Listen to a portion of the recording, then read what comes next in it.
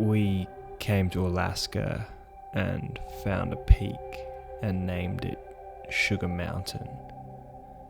But the more time we spent on the glacier, the more we realized that it was something else.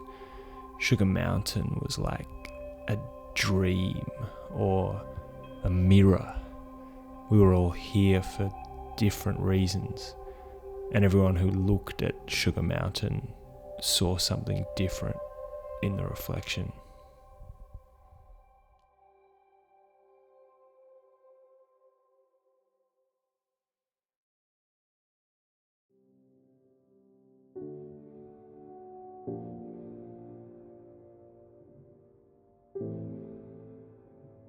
Every free skier dreams of going to Alaska. It's like the Everest of skiing. I started getting into ski touring, snow camping, and really changed my whole approach to skiing. No longer did you need a chairlift or a T-bar or a helicopter. When you're ski touring, it's a different kind of experience. You're on the mountains for a lot longer and you appreciate what's going on.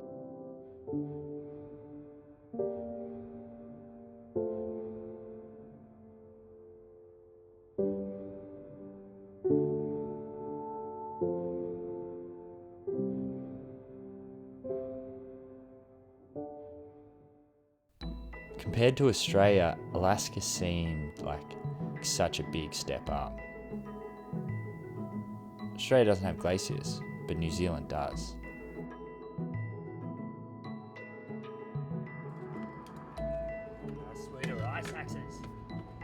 These mountains are so inaccessible, but when you build these skills, so much more becomes possible.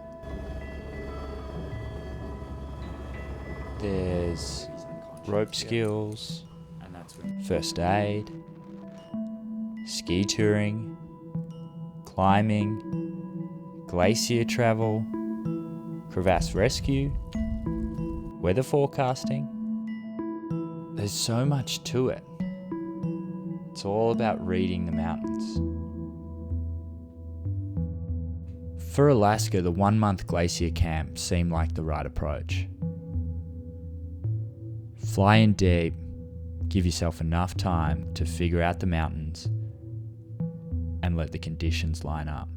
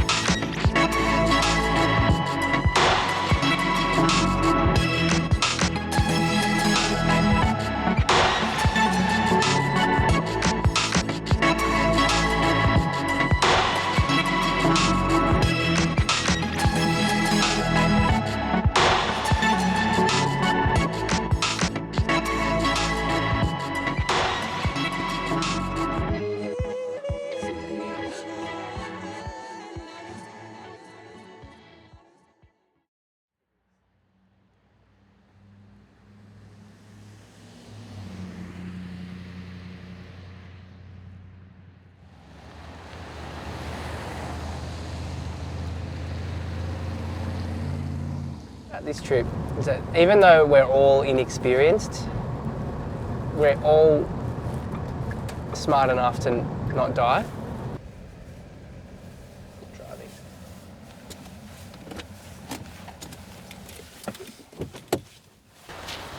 How was it out there? Really bumpy. Really? Yeah. Yeah. Yeah, we had rough air all the way there and all the way back. Yeah. All these. Come in at 180 pounds. Alright. 3,400 pounds.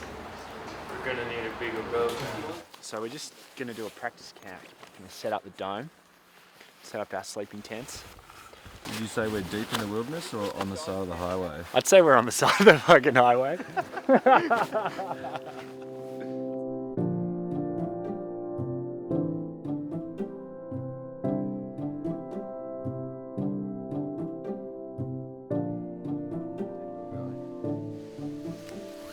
What do you guys reckon? I'm just worried about the snowpack. I'm worried about nailing the location choice. I'm pretty much worried about everything.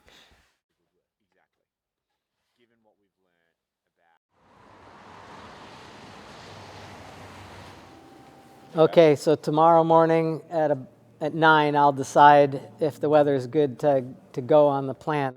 Let me just actually see where my brother is. Okay. He's running a little late.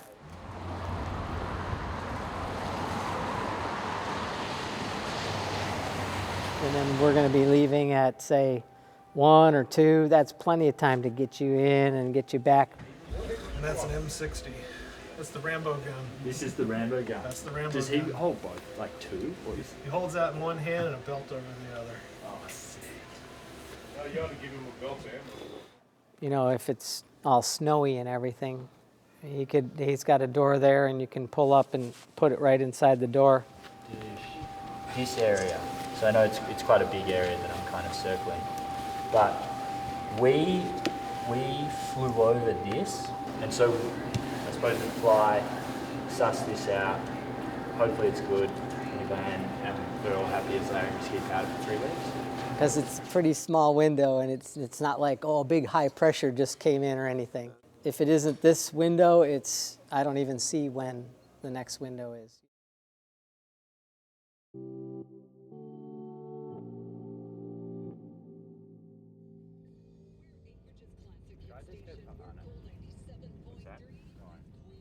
In case the next plane can't get in, the first plane, the 3 of us, have enough stuff to survive for a week. It includes 3 bottles of whiskey.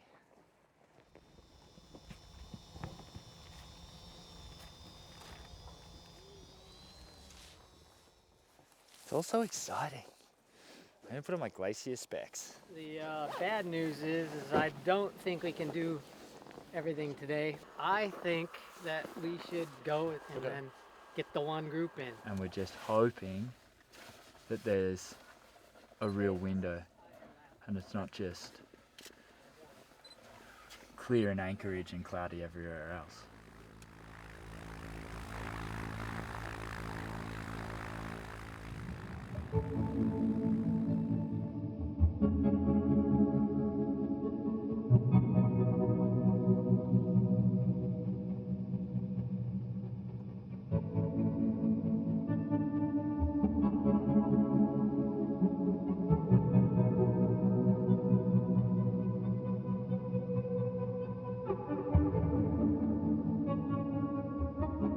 Trying to select our camp location from the air was one of the things that I was most nervous about.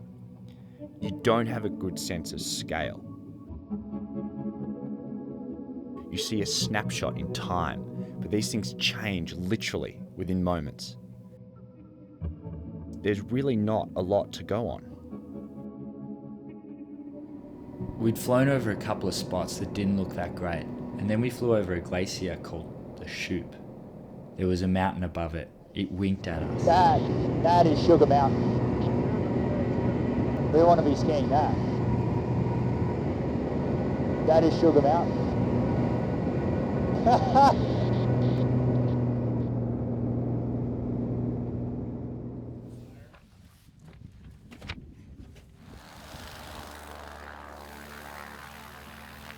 Jim flew away, and that was it. It was just us and the ice. Rock hard, I can't get through it. And that face just looks sick. Like that could be... That's where we'll start too. Exactly.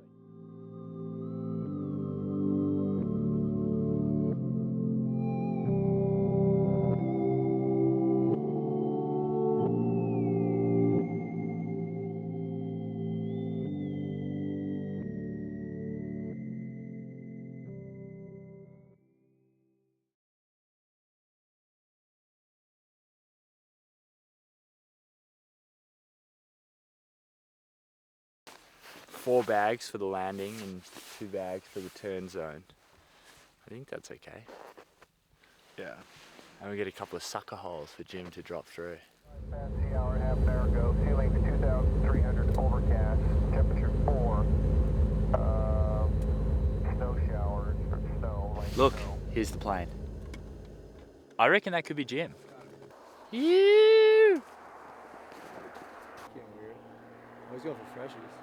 Well, because he's trying to keep momentum up, but turn at the same time, and just like, and those bags that you guys put out, 0 visual, and this I thought was a rock. Yeah. Like the tent, I thought it was a rock. It's nice. Big tent.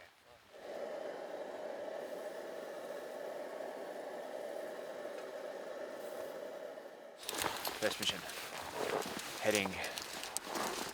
Where are we heading? It's north. West.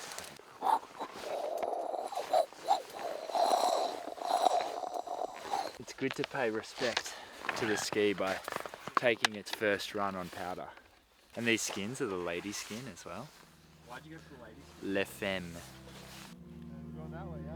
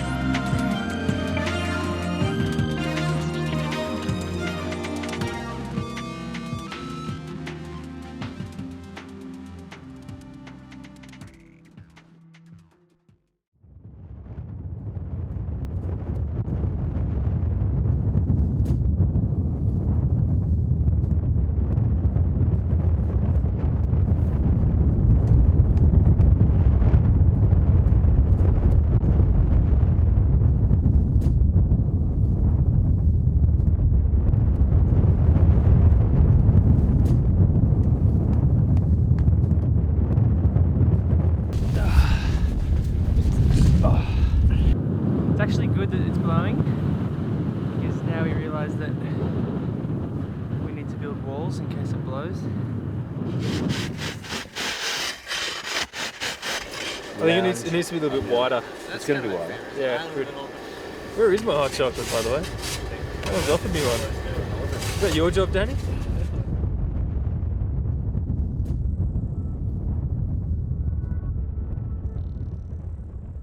Overnight, we hoped that we weren't going to lose what we'd come here to ski. But, sure enough, when we woke, the powder was gone. It was disheartening to see all that fresh snow just blown away in the wind. I just downsized my backpack. No rope. And I just took out all the doubles. I had like triple gloves. Hey Miles, can I check in? Yeah.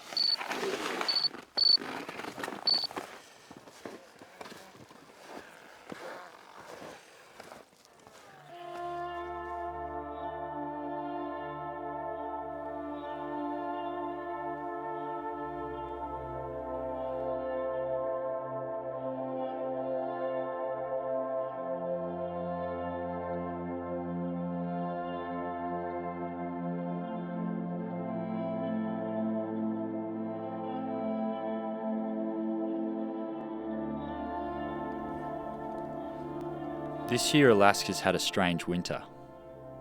There were 2 to 3 weeks well above freezing temperatures, a massive rain event, which led to avalanches.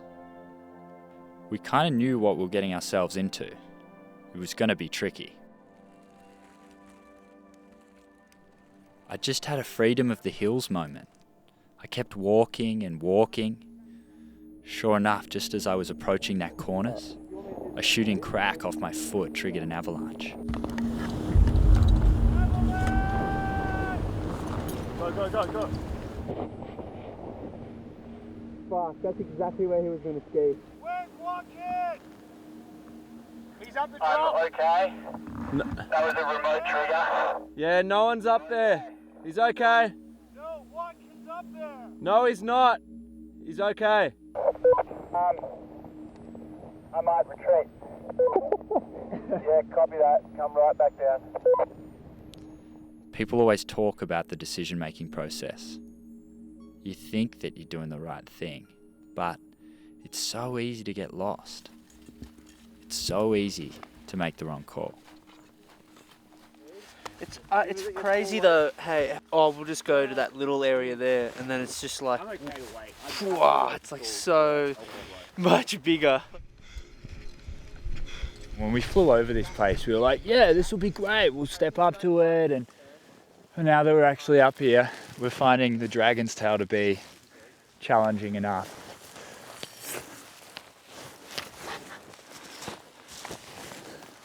Sure enough, once we piled enough of us on the top here, we had a huge settlement. Deep, evil sound. No one said anything because we didn't want to scare ourselves. We just pretended it didn't happen. But it did. How you doing there, mate? So this is when you relax and calm down. Got your goggles on, you just got to click in, ski the line. On top of the spine, the snow's amazing. In between the spines, it's icy, chundery, kind of, I don't know, perisher snow, I think they call it. Yeah, Oscar. Good. Oh yeah. Yeah. Woohoo! 3, 2, 1.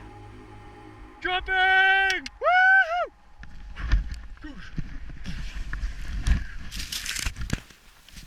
Oh.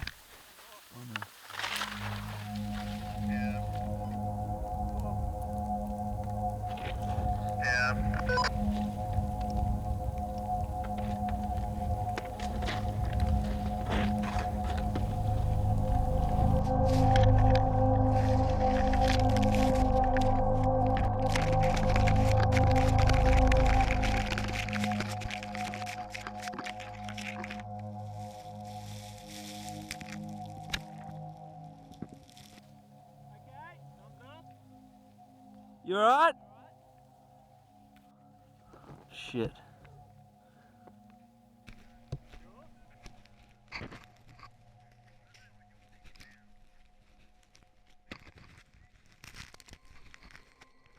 There was something really brutal, psychologically brutal about the crash.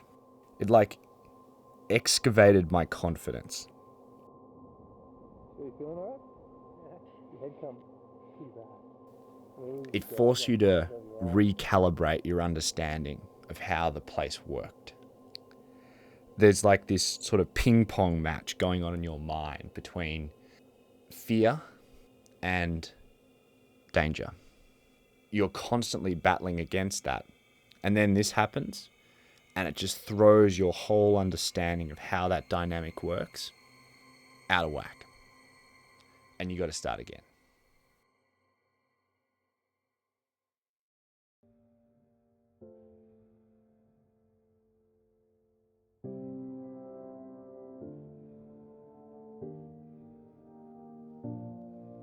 When you talk about the city being complex and the glacier being simple, you're talking about the noise or the inputs to your world.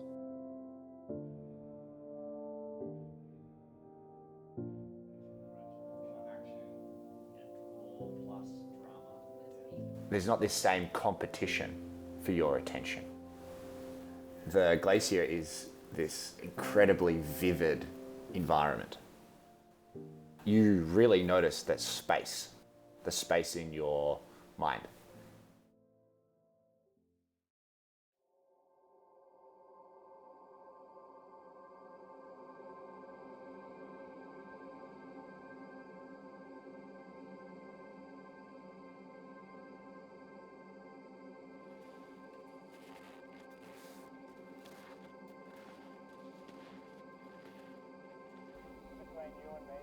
When the terrain gets steep and you start boot packing up and the face is like in your eyes and you sort of kick more steps, and the more the steps you kick, the more your body goes into the hill, and then it becomes steeper still. And so your arms are like, you're like a Wolverine and you're just columning into the mountain. When you're actually on a face which is 50, 60 degrees, as you approach the top, you just feel everything above you and below you. And you're just this little person in the middle of this massive expanse of potential energy. The snow is just frozen there. But at any moment it could move. And you're going for the ride.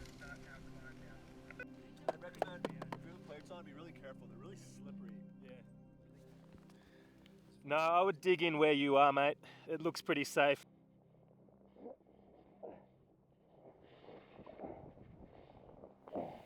When you get to the top, you feel agitated still.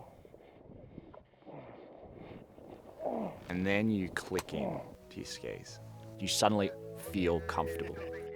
And suddenly your mood shifts.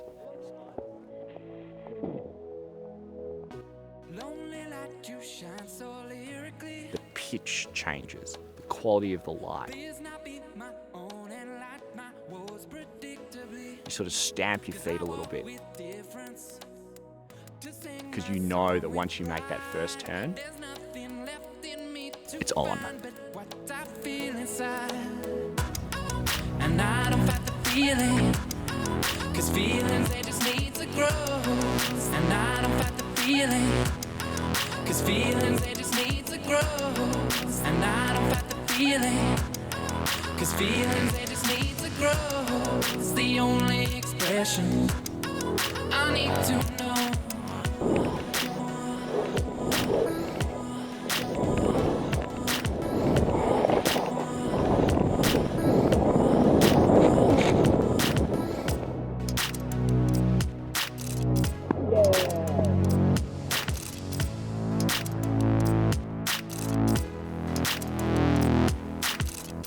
Strike a chord on the rough of my face.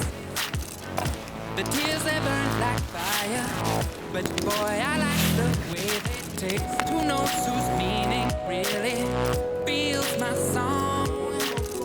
When on this page it's all for some and some for anyone.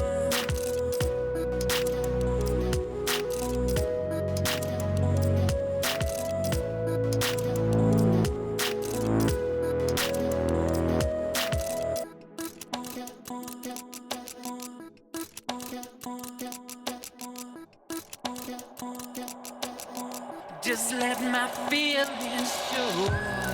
And I don't fight the feeling, 'cause feelings they just need to grow. It's the only expression I need to know. Feeling on the feeling. Feeling on the feeling. And I don't fight the feeling, 'cause feelings they just need to grow. It's the only expression I need to know.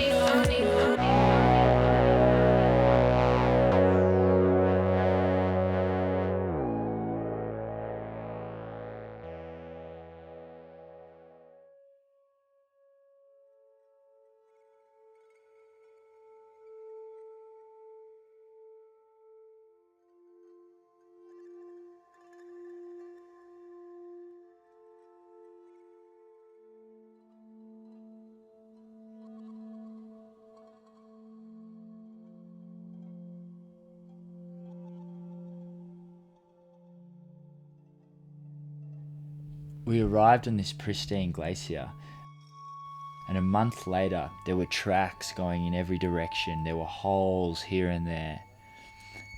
And then we left, knowing that that was just going to melt and continue its course towards the ocean. As if no one had ever been there.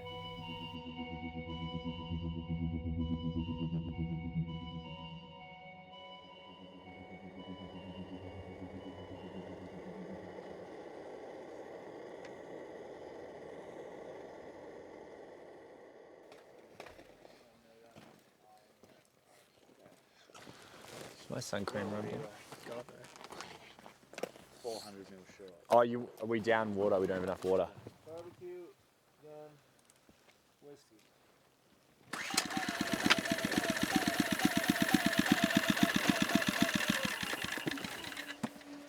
Come on, you little... So when we were turning the fuel line on and off, it actually wasn't doing anything.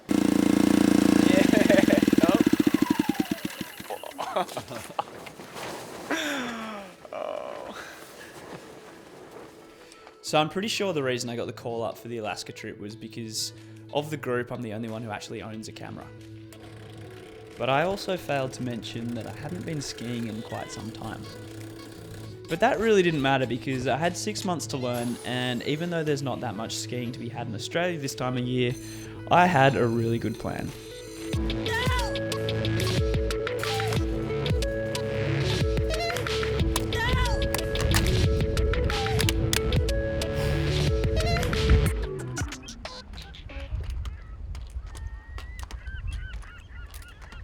Now, I'm the first to admit that this looks utterly ridiculous, but training in the midsummer heat actually prepared me for an aspect of the trip which none of us really anticipated.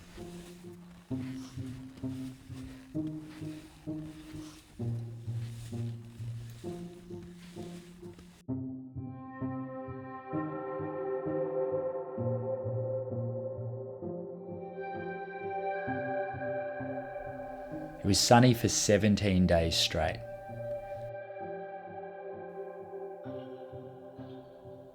It was like Groundhog Day.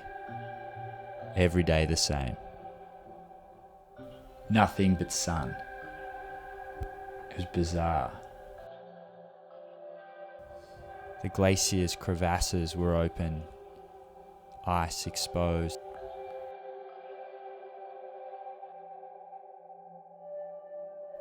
We had to search for every last skerrick of powder.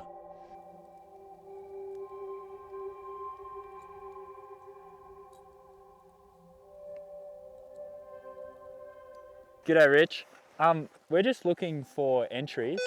If you go ski left on the second one, you'll then have 2 options available. And then that guides you into the top of the couloir. We had to find the right aspects. Not just in the shade, but sheltered from the wind.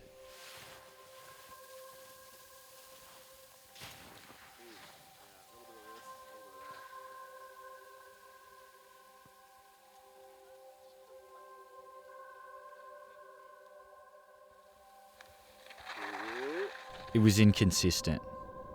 That was a real problem. It was hard to ski with confidence.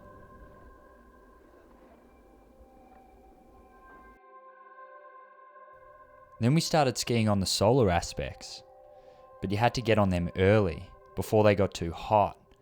They'd start moving because of the heat. Then we get to ski the slush. Whoa. Oh. Take it easy. Watch the slush, buddy. Jesus.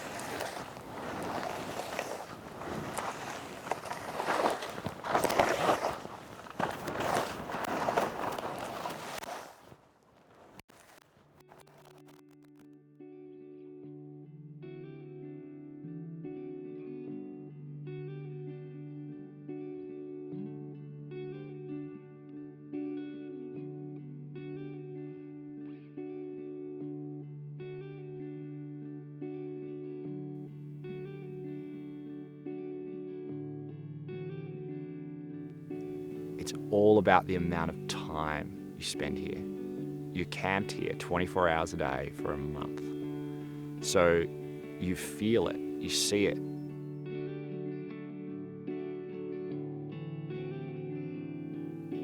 You notice the subtle differences on the peaks, the changes in the texture of the snow, the different shapes of the clouds at different times of the day, and the light and how it hits certain shapes at certain hours, and how over a month that changes as well.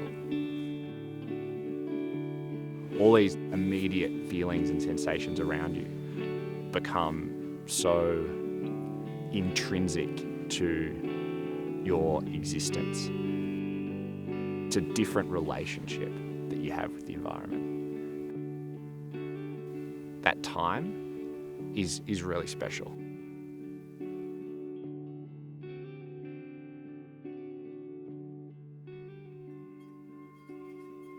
We'd been there a while, and people's minds started to shift. There was a pull to the outside world. People were thinking about jobs, commitments, family, in a way that was moving them to another place. We didn't want to leave without having finished the job.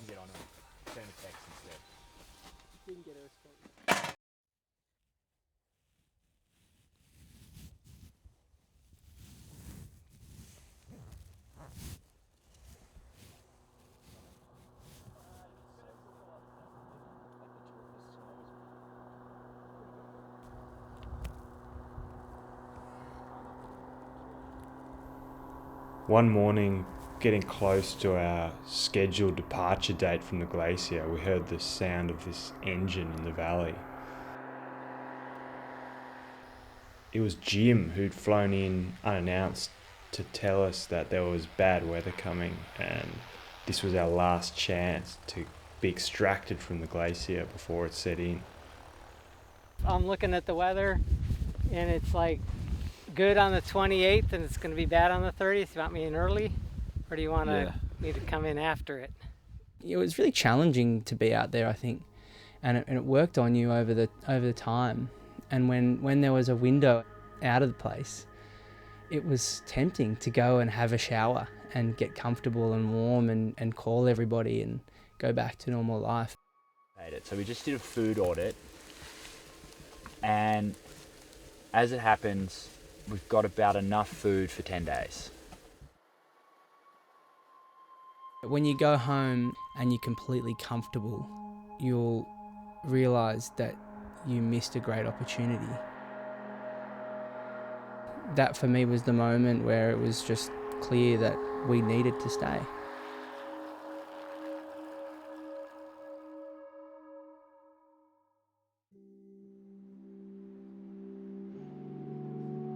In January, Oscar and Watkin approached me and said, "We're going camping for a month in Alaska. We want you to join us." And I wrote back saying, "Sounds great. Give me a week. I might have to quit my job." What are you going to do? You're going to sit in your office with all your grey electronics and Windows XP and all that normality and not go? There's no way.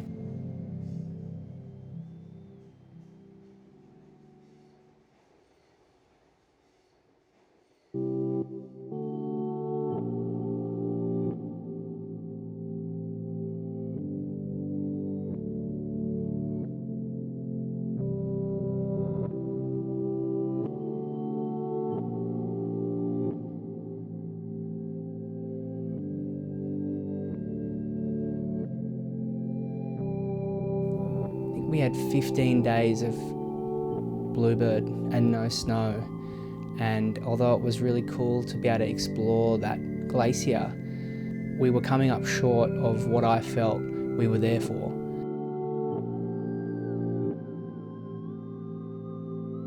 My whole approach to the trip was really philosophical because I had to make such a massive commitment by quitting my job to go and do it. And so I had quite a clear vision in my mind of why we were there. And that is the search for absolute perfection.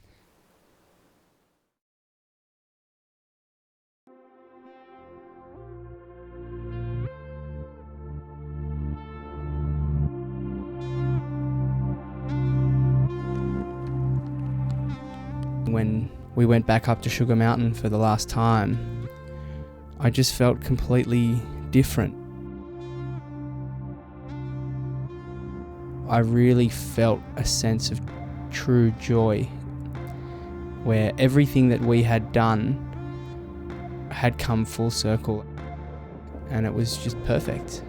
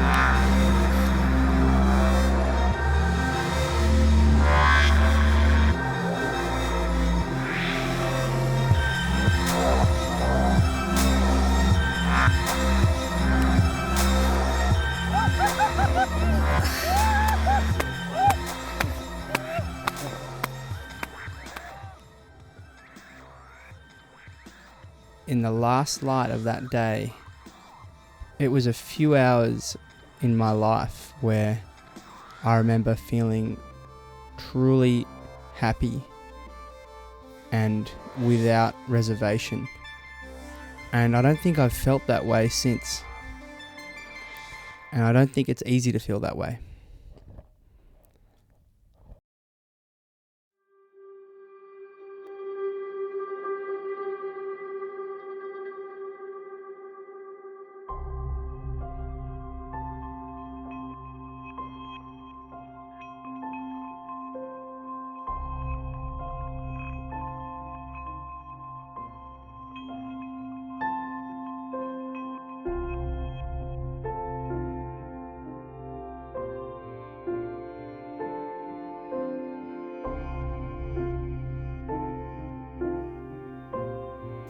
This idea of everyday life and then this other experience or adventure, this search for Sugar Mountain.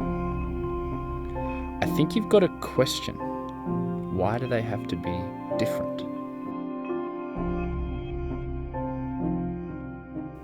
You're being pulled in these many directions, but if you step back from it, you do, in some respects, get to choose how you spend your time. Searching is about psychologically removing those shackles. The zeal that we have for this journey, if you could manifest that in everything that you did, then that would be pretty remarkable.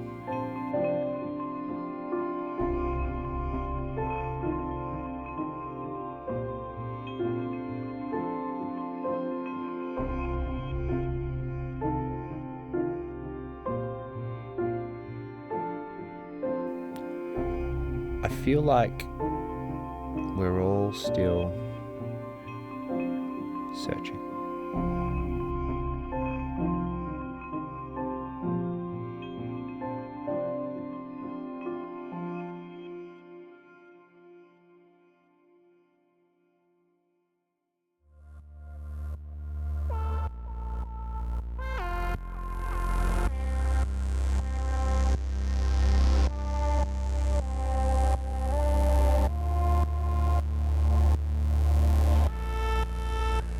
If you get this message, please send help. I'm the last one.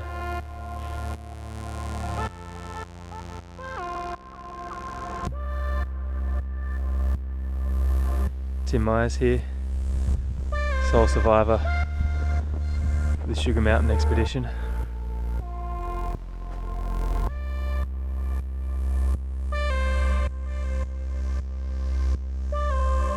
All the supplies, fuel, food, water's gone.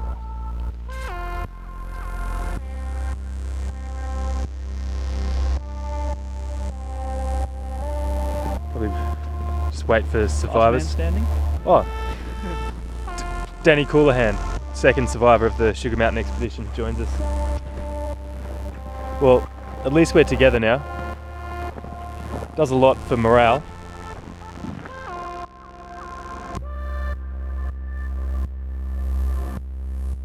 This is where I used to sleep, just like this. Now I know why I was so uncomfortable. Hopefully things don't get too dire that we have to start eating each other.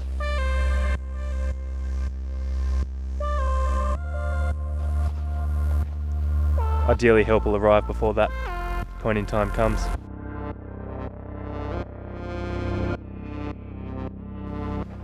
Oh, light aircraft.